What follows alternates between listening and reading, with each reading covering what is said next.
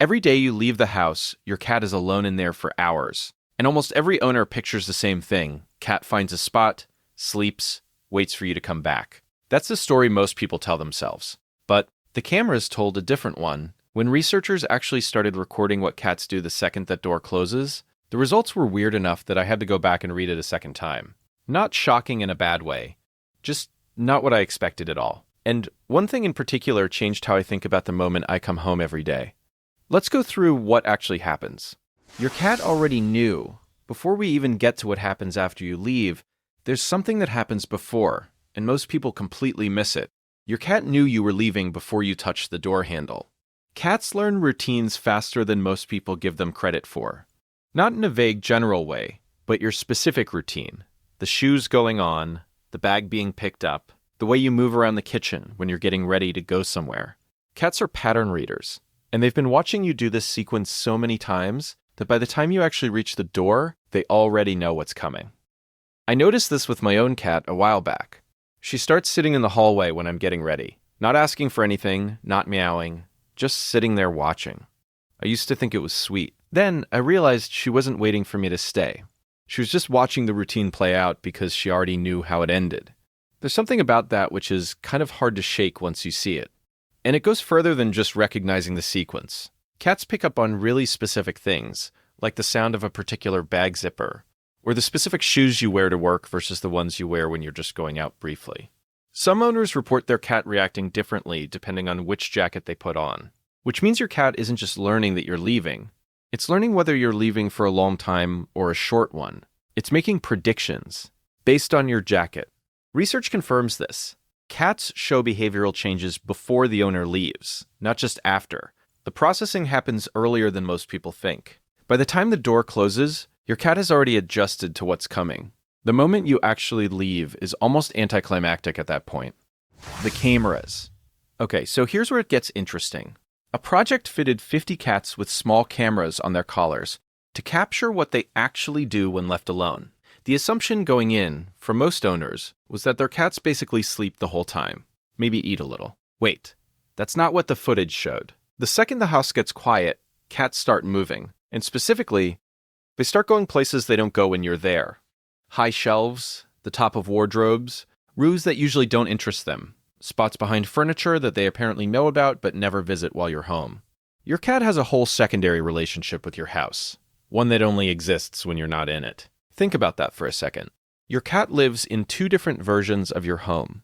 There's the version it inhabits when you're around, the couch, the usual spots, the places near you. And then there's the other version, the one with the high shelves, and the forgotten corners, and the rooms it explores alone. You've never seen that version. You probably never will unless you set up a camera. They also play with toys they completely ignore when you're around, which I find genuinely funny. Your cat has opinions about its toys that it keeps from you. There are things it does alone that it just doesn't do in front of you. It's like finding out someone has a completely different personality at work. Some of that solo exploration is probably just normal. They're curious animals, and a quiet, empty house is a different environment than a busy one. But some of it also points to something else. What the research actually found. A study observed cats in their own homes, not a lab but their actual houses, after their owners left. Some cats were left alone for 30 minutes, others for 4 hours, and the difference in behavior between those two groups was pretty clear.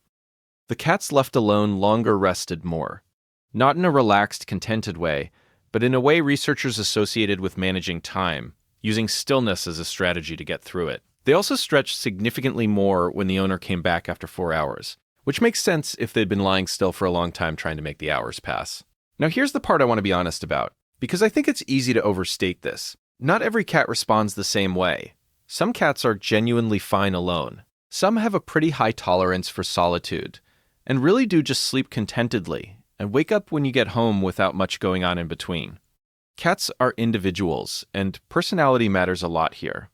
But for a meaningful number of cats, the picture is different. When owners were surveyed about their cat's emotional state during absence, the most commonly reported state wasn't calm or relaxed. It was depression, low energy, reduced movement, quieter than usual. Not dramatic, not distressed, just turned down, waiting with the energy set low. Which reframes the whole, "my cat just sleeps all day" thing a little. Maybe your cat is genuinely fine and just enjoys the quiet. But maybe the sleeping isn't contentment. Maybe it's just the most efficient way to get through the time until you're back. I'm not sure those two things look very different from the outside.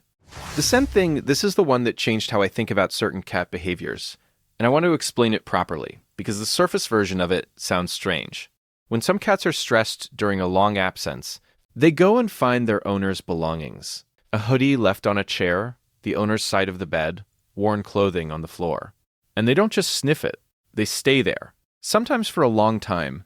If you have a camera in your house and you watch the footage back, you'll sometimes see your cat spending extended periods just lying on your stuff, not moving, not doing anything in particular, just being near your scent, which makes a kind of sense when you think about what scent actually means to a cat. A sense of smell 14 times stronger than ours, scent being the primary way they read their environment and the beings in it. Your smell is one of the most present and meaningful things in your cat's world. When you're not there, the scent is what's left.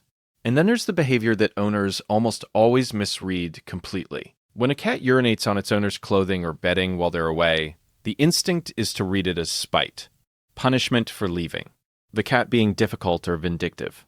That's not what's happening. Research is pretty clear that cats don't do spite in the way we imagine it. What's actually happening is the cat mixing its own scent with yours, trying to create a combined smell that signals safety. It's doing the only thing it knows to make the space feel less empty. It's trying to build something that smells like both of you together, because that's what safety feels like to them. It's a strange way to say I miss you. It's also an inconvenient one. But it's not anger. It's genuinely the opposite of anger. The part that got me. Okay, so this is the thing I mentioned at the beginning. The one that actually changed how I think about coming home. Research found that cats greet their owners more intensely after 4 hours of absence than after 30 minutes. More rubbing, more contact, more time spent close together right after the reunion. The longer the absence, the bigger the response when you walked back in. And that only makes sense if your cat has some awareness of how long you've been gone. It's not just reacting to the fact that you appeared. It tracked the time while you were away, and the greeting reflects that accumulated waiting. 4 hours of it, or 8 hours of it, or however long your day was, it all shows up in how your cat meets you at the door. The study also found that cats initiated significantly more social contact after longer separations, seeking proximity, staying close, not wandering off after the initial greeting the way they might after a short absence. The behavior was directly proportional to how long you'd been out. So that low-key greeting your cat gives you when you get home, the slow approach, the leg rub, the following you into the kitchen even though nothing interesting is happening in the kitchen, that's not routine. That's not habit. That's hours of waiting, quietly accumulated, coming out the second you walk through the door. Your cat was in there the whole time keeping track. And when you showed up, it noticed in exactly the way you'd expect from something that had been waiting that long. I find that kind of a lot, honestly. In a good way. What you can actually do with this, a few things that seem to genuinely help, based on what the research points toward. Leaving something with your scent, a worn t-shirt or a blanket you use regularly, gives your cat something to orient around when the house feels empty. It sounds like a small thing, but for an animal that reads its environment primarily through smell, your scent is a real and meaningful presence, even when you're not physically there. Playing with your cat for 10 or 15 minutes before you leave makes a difference, not because it tires them out, but because it closes the interaction properly before the gap starts. Your cat reads the departure differently when there's been real connection right before it. The absence starts from a better place. And when you come home, actually greet your cat before you do anything else. Not a big production, just 30 seconds. Put the bag down, crouch down, let them come to you on their terms. Research on reunion behavior suggests cats notice the quality of that first moment back. Not just that you showed up, but how you showed up. So here's what's actually happening while you're out.